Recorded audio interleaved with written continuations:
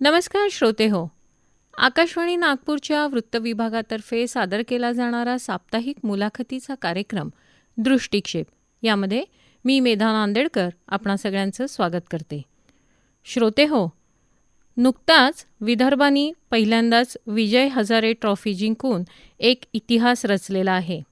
आणि हा इतिहास रचण्यामागे काय परिश्रम होते, काय मेहनत होती आणि कसं टीमवर्क होतं, या सगळ्यांच्याबद्दल जाणून घेण्यासाठी आज आपण विदर्भ क्रिकेट संघाची फर्स्ट क्लास क्रिकेटमधील अतुलनीय कामगिरी या विषयावर विदर्भाचे आपले जे कोच आहेत उस्मान गनी सर यांच्याशी आपण आज वार्तालाप करणार आहोत. नमस्कार सर, स्वागत आहे आपलं. नमस्कार.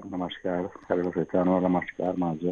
सर, सगळ्यात पहिल्यांदा तर आपलं खूप खूप अभिनंदन. आपल्या उत्तम अशा मार्गदर्शनाखाली आपल्या विदर्भाच्या टीमनी विजय हजारे ट्रॉफी जिंकलेली आहे आणि याचा आनंद आम्हाला जसा आहे तसाच तुमच्या कामगिरीला देखील आहेच. त्याच्याबद्दल अभिनंदन सर आम्हा सगळ्यांच्या तर्फे.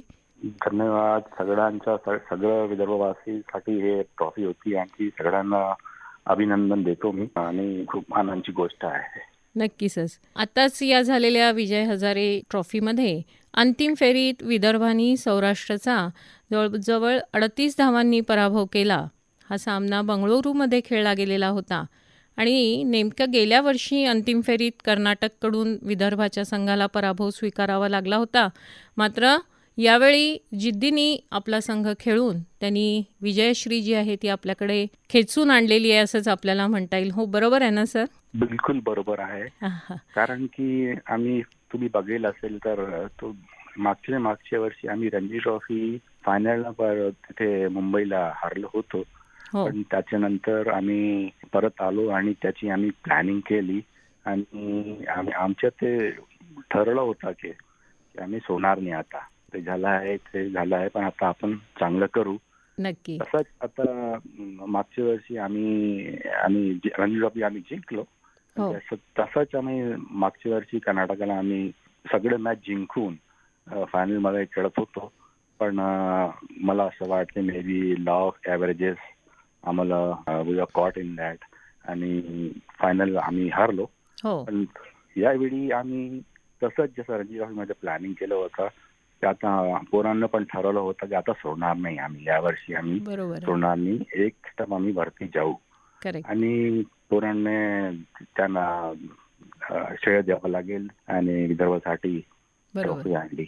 नक्कीच सर. पण मग या ऐतिहासिक कामगिरीचं गमक काय? हा विजय किती महत्वाचा आहे आपल्यासाठी? खूप महत्वाचा आहे. कारण काय की आम्ही व्हाईट बॉल जे आहे चांगलं खेळत होतो 5-6 वाजता. पण काय झालं की आम्ही कधी ना कधी क्वार्टर फायनल्स कधी सेमी फायनल्स आम्ही हारून राहिलो होतो. पण ते आमची धन्यवाद VCAला आणि आमचे ज्या पदाधिकारी आणि सिलेक्टर आम्ही बसलो आणि चिंतन केलं काय होऊन राहिलं आहे, कशाला आपण नाही जिंकून राहिलो. त्याच्यामुळे आम्ही खूप ऑफ सीझन प्रिपरेशन केलं आणि त्याच्यात हे रिझल्ट आहे. आता आम्ही जे ऑफ सीझन मध्ये केलं होतं त्याचे परिणाम आहे. आता आम्ही चांगलं केलं आणि टुर्नामेंट जिंकलो. नक्कीच. म्हणतात जसं की पराभवामधनं माणसांनी शिकायला हवं आणि तशा पद्धतीने एकंदरीतच कामगिरी झालेली दिसतीये विदर्भाची आणि त्याच्यामुळेच हा एक विजय महत्वाचा निश्चितपणानेच आहे. पण हा फक्त एक विजय नाही आहे सर, ही विजयाची मालिका सुरू झालेली आहे आणि आताही पुढे ज्या कोणत्या टुर्नामेंट्स किंवा खेळणार आहोत आपण पुढे तर एक आत्मविश्वासाने आपली टीम खेळणार आहे. तर हे कसं काय मिळवलं, म्हणजे याच्या मागचं गुपित काय आहे किंवा रणनीती काय होती, कशी मेहनत घेतली तुम्ही सगळ्यांनी टीमनी? तसं मी सांगितलं ना की ऑफ सीझन आम्ही खूप जास्त प्रिपरेशन करतो याच्यासाठी आणि तुम्ही खरं सांगितलं. आता हे आमची पांढरा बॉल म्हणजे आता सुरुवात झाली आहे आणि नक्की आता दिस इज द बिगिनिंग आम्ही बोलू शकतो ते आहे. आणि त्याच्यासाठी आम्ही ऑफ सीझन प्लॅनिंग असते आमची रेड बॉल साठी पण आणि पांढरा बॉल साठी. प्लॅनिंग मध्ये आम्ही तसंच पोरं आमचे सिलेक्टर्स घेतात. ते वेगळ्या फॉर्मॅटचे पोरं आम्ही घेतात आणि त्याच्या मागे आम्ही सगळं प्रयास करतो, प्लॅनिंग करतो, प्रिपरेशन करतो. तसंच आम्ही रिझल्ट भेटून राहिला आहे सगळं. नक्की. सर याच्यामध्ये पर्सनल परफॉर्मन्स किंवा पर्सनल फिटनेस आणि टीमवर्क हे सगळ्याचं एकंदरीत उत्तम मिश्रण जेव्हा घडून येतं मला असं वाटतं, तेव्हा अशा प्रकारचे विजय मिळतात. बिलकुल. तुम्ही सांगितलं बिलकुल बरोबर आहे. कारण फक्त क्रिकेट स्किल चालणार नाही. त्यासाठी त्याच्या मागे आमची एक पूर्ण टीम आहे. हो. आमचे स्ट्रेंथ अँड कंडिशनिंग कोच आहे.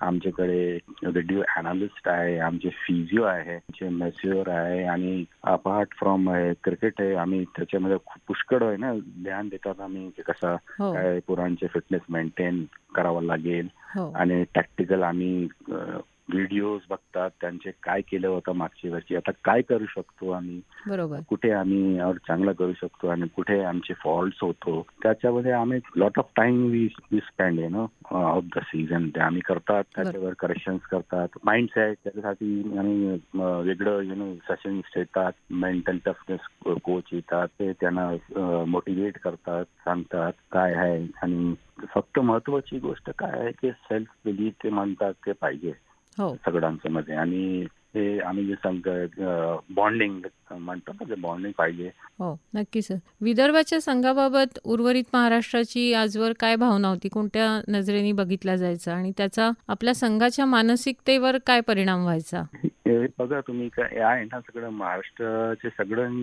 जे शहर आहे तुम्ही सांगा मुंबई पुणे सगळ्यांकडून आमच्या असोसिएशनला आम्हाला आणि खूप मेसेज आले आणि दे आर व्हेरी हॅपी की एक आमची जी टीम आहे जर कधी तुम्ही बघेल तर 10 वर्ष आधी काही नाही करत होती ते पण खूप प्रसन्न झाले आणि त्यांना खूप चांगलं वाटलं की चला आमची पण एक विदर्भ टीम आहे आणि स्टेटची आहे ते चांगलं करून राहिली आहे. ते पण आम्हाला विचारतात कधी कधी काय तुम्ही करून काय झालं कशा काय तुमचा प्रोसेस आहे. आता ती म्हणजे सकारात्मक पद्धतीने बघितल्या जात आहे आपल्याही टीमकडे.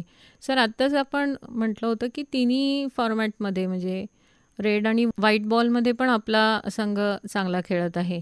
तर मग ह्या परफॉर्मन्सबद्दल आपण काय सांगाल? तेच आहे प्रिपरेशन जे आहे आणि जे सिलेक्शन आहे प्रॉपर आणि जी फॅसिलिटीज आम्हाला असोसिएशन आम्हाला देतात आणि सिलेक्टर्सचे आम्ही आभार त्यांना चांगलं ते आमचे मिळून कोऑर्डिनेट करतात चांगले पोरं देतात आणि जे आमची टुर्नामेंट असते विदर्भात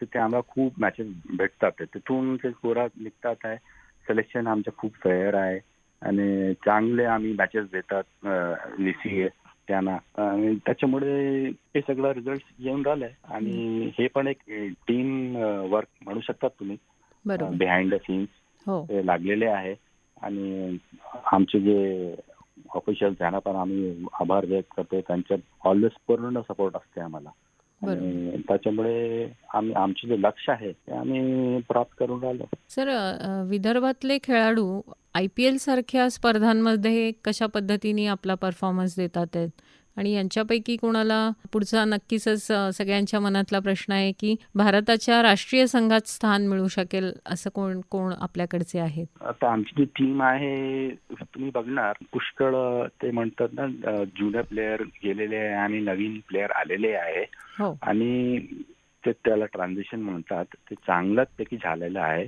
कारण आम्ही जिंकू पण राहिलो आणि प्लेयर्स पण आमचे काही यंगस्टर्स येऊन राहिले त्याच्यामुळे काय आमचे मी बघणार 6 ते 7 प्लेयर आमचे IPL मध्ये पण आहे आणि नक्की ते सगळं 22, 23, 24 असं यंग पोर आहे सगळे त्यांचे फ्युचर खूप ब्राईट आहे आणि ते IPL मध्ये पण चान्सेस त्यांना भेटून राहिले आहे आणि नक्की आता कमिंग इयर तुम्ही बघणार की जे विदर्भाचे पोरं पण भारताला नेतृत्व करील नक्कीच करेल पांढरा बॉलमध्ये नाही तर रेड बॉलमध्ये नक्की करेल.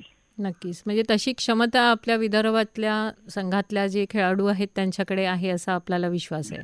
पूर्ण विश्वास आहे मला पूर्ण विश्वास एक पोरं नाही तसे आमचे पुष्कळ पोरं आहे ते मला खात्री आहे की ते नक्की ते भारतासाठी खेळणार. सर आधी रणजी नंतर इराणी चषक आणि आता विजय हजारे ट्रॉफी जिंकल्याने नक्कीच सगळ्यांना हर्षोल्लास झालेला आहे पण हा विजय सातत्यपूर्ण ठेवण्यासाठी या पुढे तुमची स्पेशल ट्रॉफी होती कारण काय आहे की याची सुरुवातही आमची झाली नाही होती मागच्या वर्षी आम्ही लास्ट हर्डल मध्ये पडलो होतो पण आता त्याची सुरुवात झाली आहे. मी कॉन्फिडंट आहे की पुढच्या वर्षी आम्ही ते जे मुश्ताक पण आहे त्याच्यामध्ये आमच्या पण लक्ष आहे आणि आम्ही त्याच्यामध्ये पण चांगलं करू.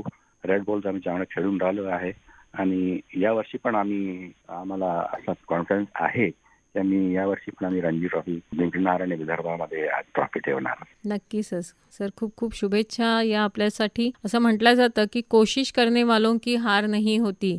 आणि मला याच्यामध्ये अजून एक जोडावंसं वाटेल आहे, व्यवस्थित पद्धतीने त्याची रणनीती तयार करून आणि त्याचं एक टीमवर्क असताना तर नक्कीच सगळ्यांना विजयश्री मिळणार असंच आहे. आपल्याला आणि आपल्या पूर्ण टीमला पुढील उज्ज्वल कामगिरीसाठी आमच्या सगळ्यांकडून शुभेच्छा. खूप धन्यवाद मॅडम. आणि आमचे on behalf of my team and my state Vidarbha आम्ही आकाशवाणीला खूप खूप धन्यवाद आभार व्यक्त करतो.